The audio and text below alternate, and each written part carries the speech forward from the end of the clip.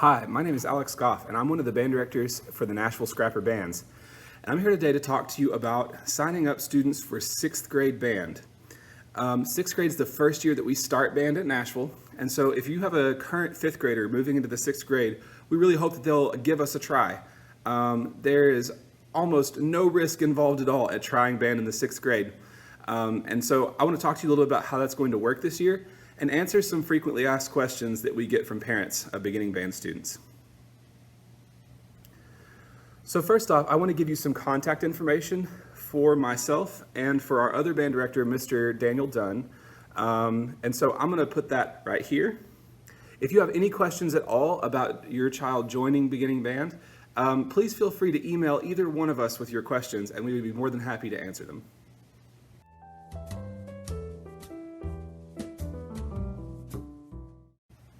All right, so here are some frequently asked questions that we get from parents of beginning band students. We realize that band is a big investment both financially and time-wise, and so we want to make sure and calm any fears that you might have about those.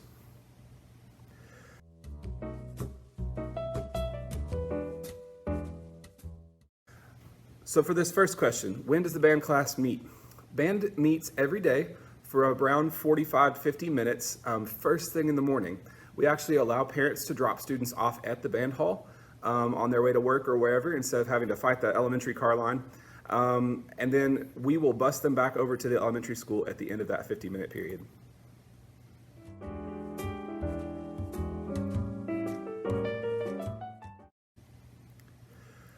Beginners are started on several instruments. We start beginners on flute, oboe, clarinet, saxophones, trumpet, French horn, trombone, baritone, tuba, and percussion. We will actually help you decide which instrument is best through a screening and selection process, and that'll happen somewhere within the first 2 weeks of school.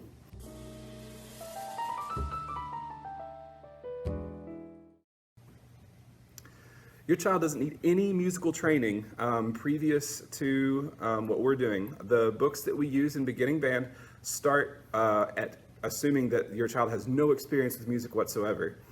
So we will teach them to read music. We'll teach them the fundamentals of music in general. We'll teach them the fundamental skills for playing their instrument. As they get better, you'll be able to recognize familiar tunes, and they'll have several concerts through the year that show a culmination of their progress.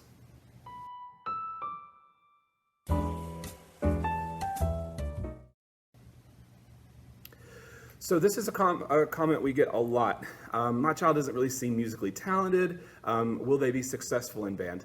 And I'll tell you that there's been a lot of research done into this idea of talent versus skill.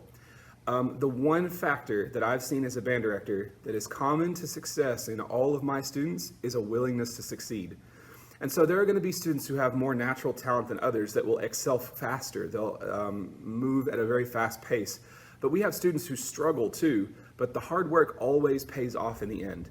So the biggest skill we're looking for is not musical talent, it's dedication and hard work.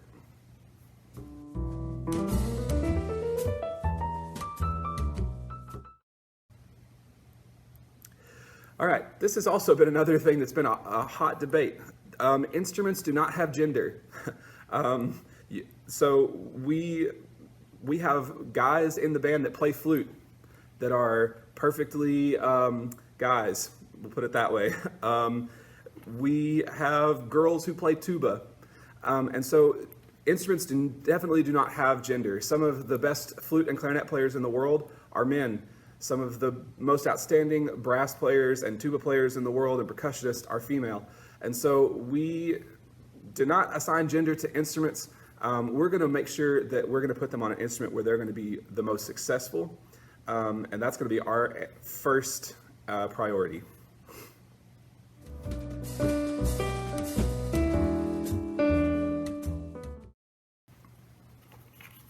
So this is another question we get a lot, especially if you're getting an instrument for your child. We get the question, when do they need their instruments by? We're probably not going to start this year with the whole instrument until about 3 weeks into school. So they have a little bit of time. You also have some of the summertime to look if you need to.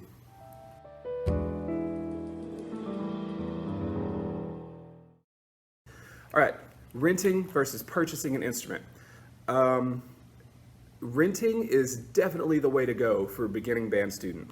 The company we use has a rent-to-own program, but they allow you to get out of the contract at any point during the school year. So if we get to December, that's normally the point where we start letting kids, after our first concert, we kind of let kids make the decision about, is band really for me or is it not? At the end of December, if it seems like that your child is not interested in band, you can return the instrument to the store and they will stop payments on them. So you've essentially just rented it for that time. It's normally about 2 years before they have the instrument completely paid off, but then it's theirs and they can do with it what they wish. This company also has a trade-in policy to step them up. So there are different instrument qualities, and as they get more advanced as musicians, they'll want to step their instrument up with them. The company will allow you to trade in their old instrument for credit towards a step-up instrument that then you'll make payments on the difference, which is very handy.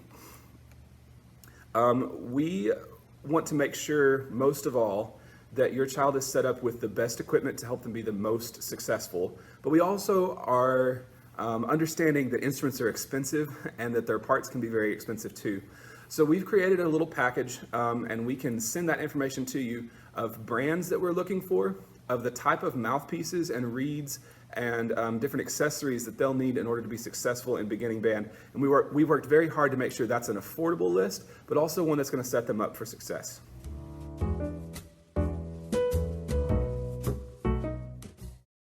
All right, buying used instruments. I will tell you that personally, all of the instruments that I own currently are used instruments that I have bought off eBay. I would not advise it for someone who does not have any musical training. So here's the offer that I make to you. If you start looking for an instrument and you've looked at that packet of information that I'll be sending out about brands and things like that, and you think you found a deal on eBay or online, send me a link in my email and let me check the instrument over. I have close to 15 years of buying experience on used instruments, and so I'll be able to spot problems that may end up turning into very costly repairs in order to get the instrument playable. So send me a link, let me look over what you find, and then buying could be a very viable option. Instruments are really complicated pieces of machinery, and they have very small parts that can break very easily, and so there's actually been some companies recently based out of China and other places that are manufacturing instruments out of subpar materials. And these instruments, typically the way they work, you see them, they look brand new, they come with a nice pair of white gloves, you order them, they get in the mail, your kid plays on them for about a week to 2 weeks, and then the instrument breaks catastrophically. And we send it off to the shop to see if they'll fix it, and a lot of times the repairs that they could do to it would end up just breaking the instrument further. So you've taken the money that you would have spent towards a nicer instrument to buy what you thought was a good instrument, and it ends up being one that you just have to throw in the garbage because there's not anything we can do with it.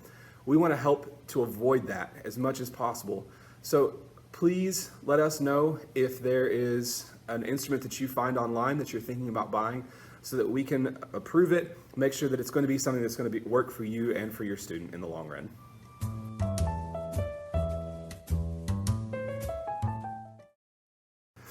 We do have some school-owned instruments that are available for students to use. These are usually our more expensive or our larger instruments that we use in the band. So the school instruments that are available for your child are the oboe, the bassoon, the bass clarinet, the tenor and baritone saxophones, the French horn, the baritone, the tuba. We also provide any of the larger percussion instruments. The only thing that percussion students have to buy is a practice pad and a bell kit, and the rental company makes those available for students as well.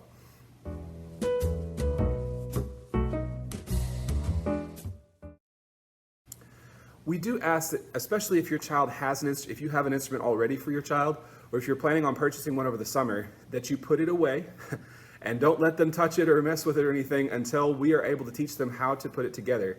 80% of the problems that show up with beginning band instrument repair happen because a student was not handling or assembling the instrument correctly. There are delicate parts on a lot of these instruments that if they're not handling it or assembling it correctly, they can cause severe damage to the instrument and end up costing hundreds of dollars in repair. So we ask that if you purchase an instrument in advance, you keep it in their closet, up on a high shelf, tell them not to mess with it, not even to open the case, and then we'll show them how to do all of that when we get to school so that they can do it in a correct way and make sure and avoid any instrument damage.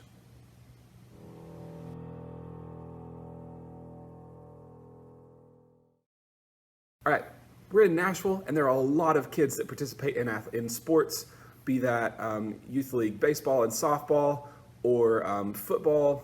And the nice thing is, beginning band does not conflict with any of those situations. 6th and 7th grade bands, neither one have any conflicts with athletics. So if you have a student who is interested in being in band and they're also in sports, especially beginning band is very little time commitment. They have 2 concerts outside of school, and we take 1 trip at the end of their 6th grade year, and that's the only things they're doing outside of class. So feel free, if your child is participating in sports or doing any other kind of extracurricular activities, they can still give band a try and see how they do.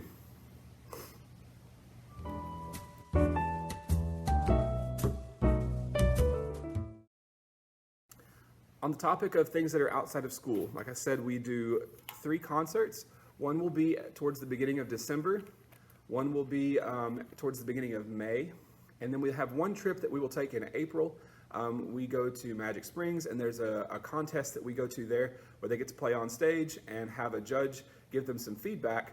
They can also afterwards, go to the theme park and have some fun, and we take them out to eat. It's just a nice fun trip to wrap up the end of the year and celebrate all their hard work. And those are the only 3 events that they have outside of school.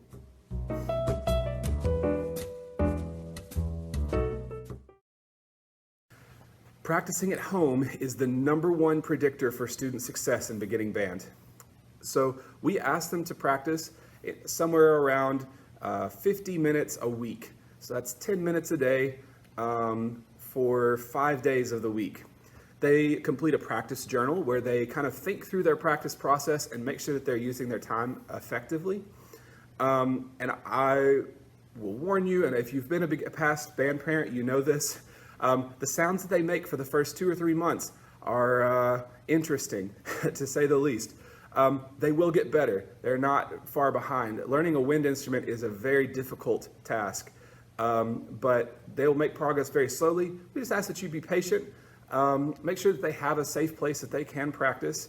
And that could even be outside in a barn. I have a good personal friend who is a doctoral student in trombone, and he still, when he goes to his parents' house, practices in a barn. But just so that they have a nice, safe, warm, dry place to play their instrument, 10 minutes a day, 5 days a week is all we ask from 6th graders.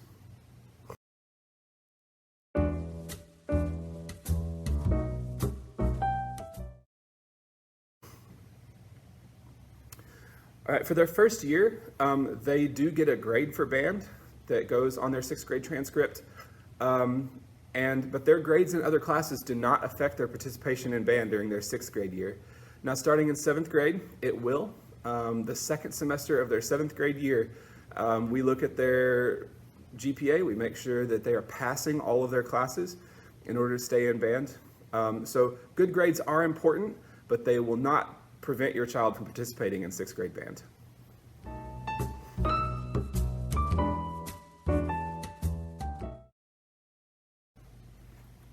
We do make private lessons available for students usually students who just want to work ahead, or students who feel like they're falling behind in class. Mr. Dunn and I are both available before and after school, most days of the week, and we can pull kids for 30 minutes to an hour. We offer those lessons free of charge to any of our students. We just ask that they come and talk to us. We can set up a time with them, and then we will work with them anytime we need to make sure that they are extra successful.